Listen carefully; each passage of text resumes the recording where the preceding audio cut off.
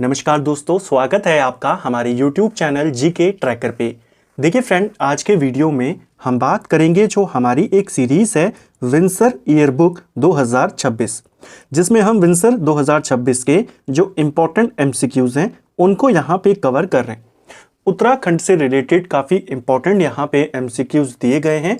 कई बार एग्ज़ाम में डायरेक्ट आपके यहीं से MCQ बन जाते हैं, इसीलिए इस सीरीज़ में हम विंसर 2026 के उन MCQs में से जो सिलेक्टेड MCQs हैं और मोस्ट इम्पॉर्टेंट MCQs हैं उनको पूरी डिटेल के साथ यहाँ पे कवर कर रहे हैं। ये हमारी इस सीरीज़ की 7वीं क्लास है। इससे पहले हमने शुरुआती कुछ क्लासेस में Uttarakhand current affair, national current affair को कवर किया और फिर हमने विविध सवालों की श्रृंखला को शुरू किया। अगर आपने हमारी इस सीरीज़ की पिछली क्लासेस को नहीं देखा है तो आप प्लेलिस्ट में देख सकते हैं। तो चलिए दोस्तों, आज की वीडियो को शुरू करते हैं। आज का हमारा पहला सवाल है, मेले के संदर्भ में सही कूट का चयन करें। तो मेले से संबंधित आपने सही कथन बताना है। देखिए, गनियात मेला, क्या यह टिहरी के इलाके में लगता है? क्या ये सही है? जो गनियात मेला है हमारा, ये मुख्य रूप से जौनसारी जनजाति से जुड़ा हुआ है। अगर पूछेगा जनजाति कौन सी है? जौनसारी।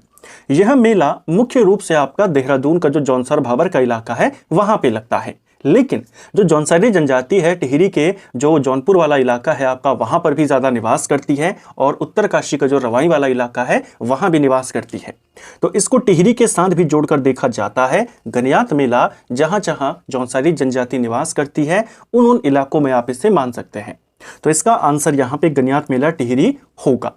आमतौर पे ज्यादा जो ये फेमस है ये देहरादून का जौनसर भाबर का इलाका जो है वहां लगता है। जौनसारी जनजाति के और भी इंपॉर्टेंट मेले हैं, जिसमें जखौली मेला है, भद्रराज मेला है, इसके अलावा गनियात मेला है, कुमाऊं मेला भी उन्हीं का है। दूसरा है बौराणी मेला। बौराणी मेला क्या टिहरी गढ़वाल में लगता है? बौराणी मेला आपके टिहरी में नहीं लगता, यह पिथौरागढ़ में लगता है। तो ये वाला आपका गलत है। दनगल मेला, यह सतपुली में लगता है, बिल्कुल सही है आपका। अन्नकूट मेला, अन्नकूट मेले को भतूज उत्सव के नाम से भी जाना जाता है, यह केदारनाथ धाम में लगता है यानी रुद्रप्रयाग में। ये सही है। तो पहला, तीसरा, चौथा ये आपका सही है, दूसरा वाला आपका गलत है। ठीक है। निम्न कथनों पर विचार करें और सही कथन को चुनें। पहला, दश कुमार चरित का कुमाऊनी अनुवाद ज्वालादत्त जोशी के द्वारा किया गया, क्या ये सही है? ज्वालादत्त जोशी ने किया, क्या ये सही है? पहला आपका बिल्कुल सही। जो इम्पोर्टेंट हमारे ग्रंथ हैं या इम्पोर्टेंट ऐतिहासिक पुस्तकें हैं उनके अनुवादक पूछ लिए जाते हैं। जैसे आपको याद होगा एक पेपर में पूछा गया था वंदे मातरम का कुमाऊनी अनुवाद, वो किसने के द्वारा किया गया था? हरिराम त्रिपाठी जी के द्वारा किया गया। ऐसे ही संस्कृत भाषा का एक बहुत ही इंपॉर्टेंट ग्रंथ है, बहुत ही इंपॉर्टेंट पुस्तक है जिसका नाम है दश कुमार चरित।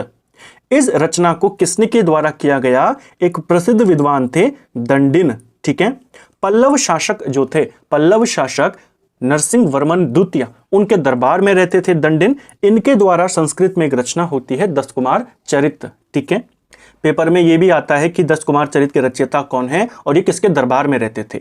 तो इसी रचना का कुमाऊनी में अनुवाद किसने किया है? ज्वालादत्त जोशी ने किया है। ठीक है। इसके साथ दूसरा कथन है, ज्वालादत्त जोशी ने भारतीय राष्ट्रीय कांग्रेस के 1886 कलकत्ता अधिवेशन में भाग लिया था। ये वाला भी आपका बिल्कुल सही। ये वाला फैक्ट इनसे रिलेटेड कई बार आया है पेपर में कि कांग्रेस के जो दूसरा अधिवेशन था 1886 का कलकत्ता अधिवेशन, उसमें उत्तराखंड से किसने भाग लिया? तो ज्वालादत्त जोशी। अब इन्हीं से रिलेटेड आपने ये वाला फैक्ट भी याद कर लेना है कि इन्होंने संस्कृत की एक बहुत इंपॉर्टेंट ग्रंथ है दश कुमार चरित, इसका कुमाऊनी में अनुवाद किया है। ठीक है।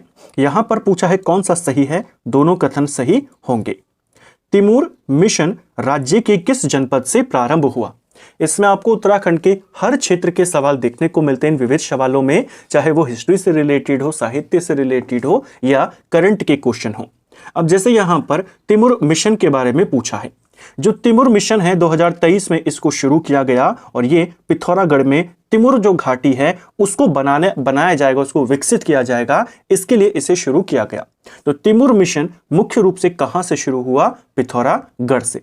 2023 में बेसिकली सरकार के द्वारा कुछ मिशन की घोषणा करी गई, जैसे मिशन दालचीनी और मिशन तिमरू। ये कहां से प्रारंभ हुए? पिथौरागढ़ से। ठीक है, अगला, चंद शासकों के करों की जानकारी किस ताम्रपत्र से प्राप्त होती है? चंद शासकों के जो टैक्स थे, बहुत सारे टैक्स ये लगाते थे, 36 प्रकार के टैक्सेस इनके काल में लगते थे। इनके जो टैक्स थे इनको 36 रकम और 32 कलम इस नाम से जाना जाता था। ठीक है, तो 36 कलम या 36 कर भी इसको कहते थे। ये किस वंश के टैक्सों को कहते हैं? चंद वंश के। इन टैक्सों का वर्णन हमें किस ताम्रपत्र से मिलता है? ये हमें पिथौरागढ़ से एक ताम्रपत्र मिला है, मूनाकोट ताम्रपत्र। जो मूनाकोट ताम्रपत्र है, यह चंद राजाओं की प्रशासनिक व्यवस्था के बारे में और उनके ये जो 36 प्रकार के कर थे, जिनको 36 कर या 36 रकम 32 कलम कहते थे, इनका उल्लेख हमें इसमें मिलता है। यह जो ताम्रपत्र है, यह ताम्रपत्र लक्ष्मी चंद का है। इसको भी याद करना, पूछा जा सकता है कि किसका है, तो यह लक्ष्मी चंद का है। ठीक है, नेक्स्ट है, धराली उत्तरकाशी में आई आपदा में चलाया गया राहत बचाव ऑपरेशन कौन सा था? तो देखिए, उत्तरकाशी के धराली में 5 अगस्त 2025 को यहां पर आपदा आती है, जिसके बाद राहत बचाव ऑपरेशन यहां पे शुरू होता है, जिसका नाम ऑपरेशन ध्रुव सेना दिया गया था। ऑप्शन सी सही आंसर हो जाएगा। ठीक है, बेसिकली जब यहाँ पे आपदा आती है तो भारतीय सेना के द्वारा, एनडीआरएफ के द्वारा, एसडीआरएफ के द्वारा अलग अलग ऑपरेशंस यहाँ पे चलाए गए थे। खासकर जो भारतीय सेना के द्वारा ऑपरेशन चलाया गया, जो नागरिक यहाँ पे फंसे हुए थे उनको बचाने के लिए, उसका नाम था ऑपरेशन ध्रुव सेना। जो एनडीआरएफ, एसडीआरएफ, आईटीबीपी के द्वारा चलाया गया, वह उस ऑपरेशन का नाम ऑपरेशन धराली था। इसके अलावा ऑपरेशन तलाश को भी शुरू किया बाद में, जो लोग खो गए थे उनको ढूंढने के लिए, और फिर जो मलबों में फंसे हुए थे उनके लिए ऑपरेशन जिंदगी।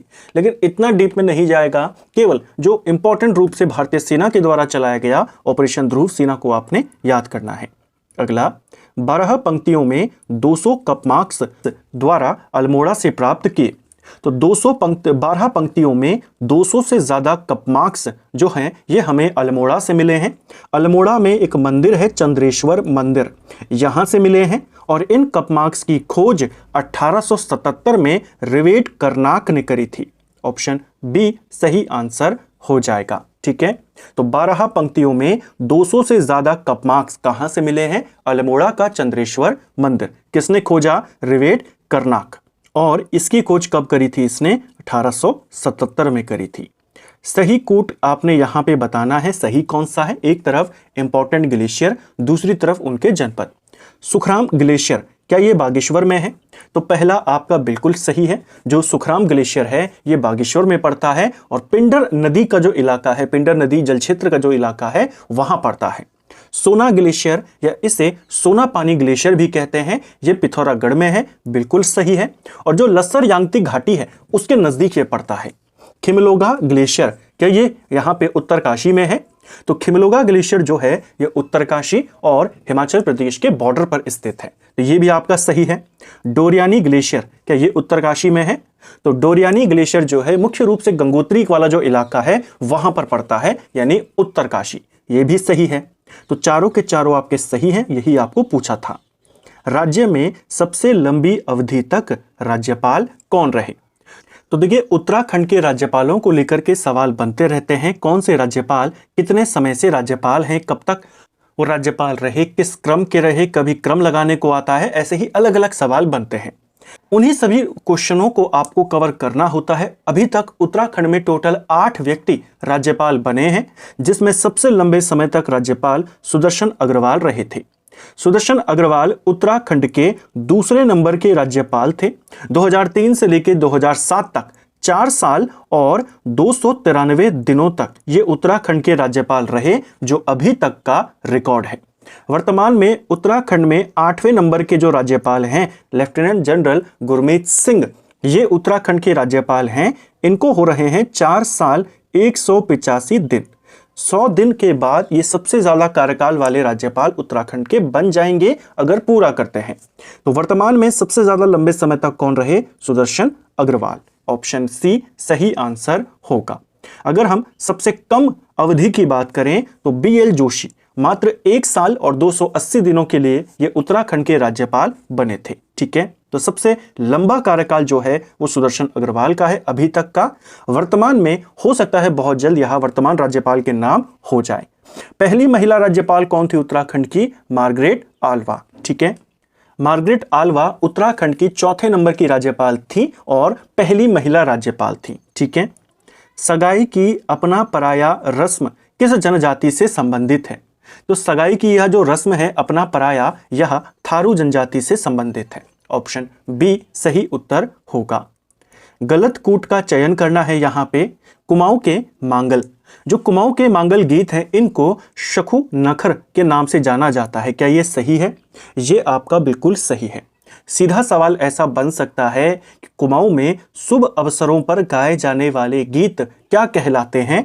उनको कहते हैं मांगल गीत, लेकिन उसका दूसरा नाम पूछेगा तो शकु नाखर यह मांगल गीतों के लिए इस्तेमाल होता है। ठीक है, तो कुमाऊं में शुभ अवसरों पर जो गीत गाए जाते हैं उनको क्या कहते हैं? शकु नाखर। ठीक है, प्रिय मिलन की आस, ये कौन से गीत हैं जो प्रिय मिलन की आस में गीत गाए जाते हैं? विरह गीत जो होते हैं वर्षा ऋतु से संबंधित है, वर्षा ऋतु में भी ये गाए जाते हैं। चौमासा गीत सही हो जाएगा। तीसरा है समसु देवता की स्तुति, क्या यह भौनी से संबंधित है? देखिए, समसु देवता की जो स्तुति होती है या जो महासु देवता की जो स्तुति होती है उसे चौफला कहते हैं। स्थानीय रूप से इसे शिलौक भी कहते हैं। भौनी जो है यह नंदा देवी से रिलेटेड है। नंदा देवी की जो स्थिति होती है या उनके जो जागर होते हैं उनसे संबंधित है, तो इसका संबंध नंदा देवी से है, ना कि समसु देवता या महासु देवता से। ये वाला गलत है। उपदेश आत्मक गीत, यह एक पट गीत होता है, यानी कि जो पट गीत है यह किस प्रकार का है? उपदेश आत्मक, इसमें उपदेश दिए जाते हैं। ये भी सही है। आपको गलत बताना था तो केवल 3 वाला जो है ये गलत है, बाकी सारे सही है। जंगल बचाओ जीवन बचाओ अभियान का नेतृत्व किसने किया था? तो देखिए, जंगल बचाओ जीवन बचाओ ये जो अभियान है इसे गजेंद्र पाठक के द्वारा इसका नेतृत्व किया गया था। राज्य में पहला अनाज एटीएम कहां पर स्थापित किया गया? उत्तराखंड का पहला अनाज एटीएम इसे देहरादून में लगाया गया था। ऑप्शन बी सही आंसर हो जाएगा। ठीक है, यह जो एटीएम लगाया गया, ये जो मशीन लगाई गई यहाँ पे, इसे अन्नपूर्ति के नाम से भी जाना जाता है। पायलट प्रोजेक्ट के तौर पर इसे शुरू किया गया देहरादून से। सही विकल्प का चयन करें। एक तरफ कुछ इंपॉर्टेंट नाम है, दूसरी तरफ वे नाम किस व्यक्ति से जुड़े हैं वो बताना है। भुली आर्ट, क्या यह नाम तानिया कोटनाला से जुड़ा हुआ है? क्या यह सही है? सही कोट आपने यहाँ पे बताना है। तो जो भुली आर्ट है यह तानिया कोटनाला से जुड़ा हुआ है, ये आपका बिल्कुल सही है। घोड़ा लाइब्रेरी, क्या इससे जुड़े हुए व्यक्ति शुभम बधानी हैं? बिल्कुल सही है। जो शुभम बधानी है इन्होंने जो दुर्गम इलाके हैं वहाँ के जो छात्र हैं उन तक किताबें उनको पहुँचे, उन तक पुस्तकें वहाँ पे पहुँचे, तो उनके लिए इन्होंने घोड़ा लाइब्रेरी यहाँ पे शुरू करी। ठीक है, उन गांव के लिए खासकर ये है जहाँ पर सड़कें नहीं हैं या जो बच्चे हैं वो लाइब्रेरी या स्कूल नहीं जा पाते। तीसरा है मांगल गल, क्या ये मंजू सती को कहते हैं? ये भी सही है। जो मंजू सती हैं अल्मोड़ा से इनका संबंध है, मांगल गल के नाम से जानी जाती हैं। ठीक है, रिंगाल मैन, क्या ये संगत सिंह को कहते हैं? जो संगत सिंह है चमोली जनपद के हैं। रिंगाल जो एक प्रकार का बांस होता है उससे जुड़े हुए हैं। रिंगाल से कई सारी चीजें तैयार की जाती हैं। उसी पारंपरिक कला को पुनर्जीवित करने का जो श्रेय जाता है वो इनको जाता है, इसीलिए इनको रिंगाल मैन कहते हैं। अब यहाँ पे तो सारे क्वेश्चन एक साथ थे, हो सकता है एग्जाम में पूछ लिया जाए, बताइए मांगलगल के नाम से कौन जानी जाती है, रिंगाल मैन कौन है, बताइए घोड़ा लाइब्रेरी कहाँ खुली, किसने खोली, इस तरीके से। तो यहाँ पर आपके सारे के सारे सही होंगे। उज्जैन का किला कहाँ पर स्थित है? तो उत्तराखंड में उज्जैन का जो किला है यह काशीपुर, यानी ऑप्शन बी यहाँ पे सही होगा। काशीपुर का पुराना नाम था यहाँ पे गौविशाण। यहीं पर एक पुराना किला था जिसे उज्जैनी किला और बाद में फिर उज्जैन का किला इसका नाम हो गया। ठीक है, ग्रास्टिंगगंज किसका प्राचीन नाम था? इनमें से किस जगह का प्राचीन नाम ग्रास्टिंगगंज है? ग्रास्टिंगगंज के नाम से टनकपुर को जाना जाता था। ऑप्शन डी सही आंसर होगा। बेसिकली 1890 के दशक में टनकपुर को बसाया गया था। टनकपुर को बसाने में एक अंग्रेज अधिकारी ग्रास्टिन, इसका काफी इंपॉर्टेंट योगदान रहा, जिसके नाम पर इसे ग्रास्टिंगगंज कहा जाता था। बाद में इसका नाम क्या हो गया? टनकपुर। राज्य के तराई क्षेत्र में भूमि संबंधित सीलिंग कानून कब लाया गया था? जो तराई इलाका है हमारा, वहां पे सीलिंग कानून कब आया? सीलिंग कानून आता है 1972 में। ऑप्शन सी सही आंसर हो जाएगा। ठीक ठीक है। सीधा सीधा वर्ष पूछा जाता है, सीलिंग नियम कब बने, तो 1972 में बने थे, ठीक है। अगला, जनपदों को उनके क्षेत्रफल के अनुसार आरोही क्रम में लगाएं। 4 जनपद यहां पे दिए गए, इनको आरोही क्रम में आपने अरेंज करना है। आरोही क्रम में यानी बढ़ते हुए क्रम में। आप जानते हैं हमारा सबसे छोटा जनपद है चंपावत, तो चंपावत तो सबसे पहले आएगा और यहां पर आप देखेंगे तो एक ही विकल्प में चंपावत सबसे आगे है, जो कि ऑप्शन डी है। यही आपका उत्तर है। लेकिन हो सकता है एग्जाम में ऑप्शंस अलग तरीके से आ जाएं, तो चंपावत सबसे पहले आएगा। चंपावत का जो क्षेत्रफल है वो 1766 वर्ग किलोमीटर है। चंपावत के बाद बागेश्वर जो है ये हमारा दूसरा सबसे छोटा जिला है, यानी कि एक आ जाएगा यहाँ पे। बागेश्वर का जो क्षेत्रफल है 2246 वर्ग किलोमीटर है। इसके बाद आता है हरिद्वार। हरिद्वार का क्षेत्रफल लगभग 2360 है और फिर उधम सिंह नगर आ जाएगा इन चारों में, जिसका क्षेत्रफल लगभग 2500 के करीब है। तो 3, 1, 4, 2 ऑप्शन डी सही उत्तर होगा। उत्तराखंड गौरव सम्मान की शुरुआत कब की गई? तो उत्तराखंड गौरव सम्मान इसकी शुरुआत होती है 9 नवंबर 2021 से। ऑप्शन ए सही आंसर हो जाएगा। उत्तराखंड में जो 2 सर्वोच्च नागरिक सम्मान दिए जाते हैं, उत्तराखंड में 2 सर्वोच्च नागरिक सम्मान दिए जाते हैं, एक है उत्तराखंड रत्न और एक है उत्तराखंड गौरव सम्मान। तो 2 सर्वोच्च सम्मानों में से एक है, 2021 से इसे शुरू किया गया था, ठीक है। सही विकल्प का चयन करना। एक तरफ आभूषणों के नाम है, उन्हें कहां पे पहनते हैं वो आपने बताना है।